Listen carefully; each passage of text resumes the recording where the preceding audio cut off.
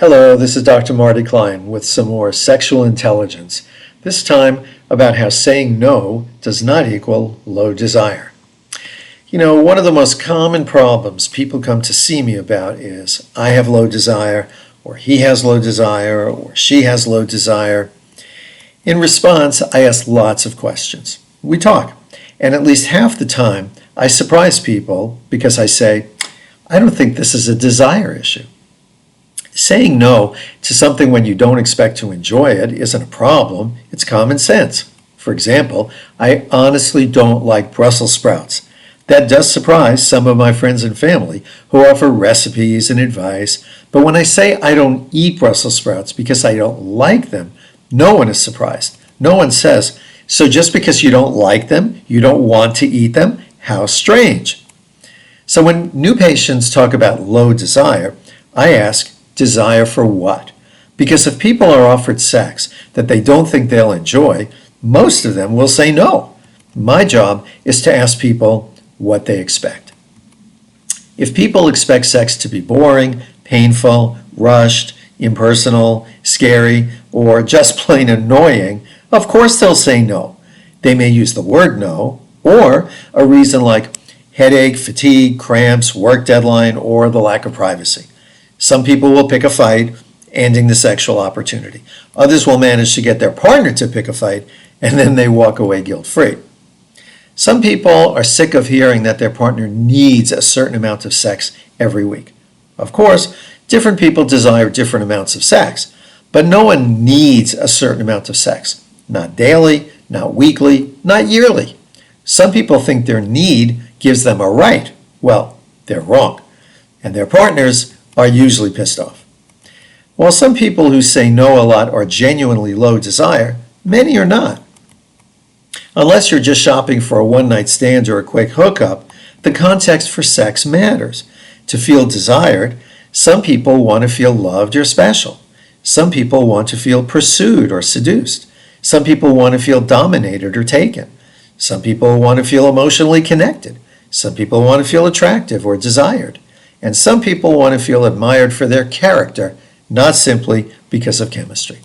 And without this desired context, these people simply won't want sex very much. Somehow, many of these people are partnered with someone who either doesn't know, doesn't care, or hasn't learned how to create the feelings that allow their partner to feel desire. That's when they drag their partner in to see me to get fixed, or when someone decides that they're low desire and they come in to see me to get fixed. And so I ask, desire for what? Sex without contraceptive risk? Sex that's playful or gentle? Sex that isn't narrowly focused on intercourse or on supergenital function? Sex where their partner doesn't demand an orgasm every time? Sex that goes slowly? Sex that feels personal? Sex that conveys the message, I am really, really, really glad to be here with you? I'm not promoting any of these things in particular.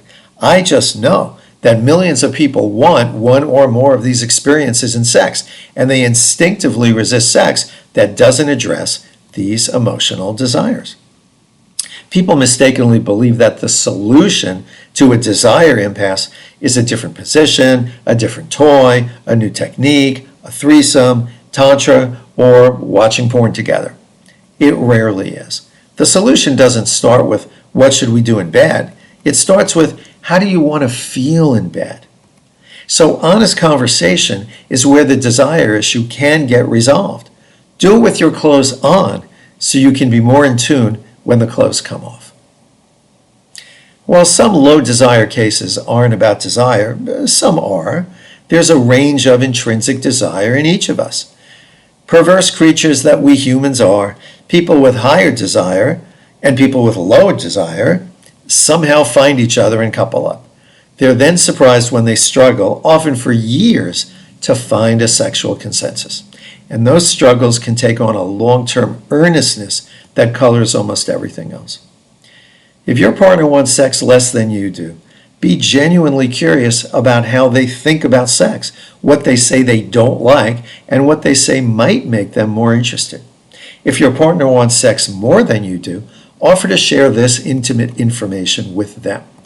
Each partner should be honest with themselves Are you interested in changing how you approach sex? And if you two are genuinely mismatched in your sexual interests, discuss it like partners, not adversaries. A professional can be helpful in pursuing this kind of complicated conversation. I'm Dr. Marty Klein. Thanks for joining me. Oh, I do drop one of these videos every 3 or 4 weeks, so if you'd like to get pinged when I do, click the subscribe button. Of course, click the like button, and you'll be hearing from me. Thanks a lot.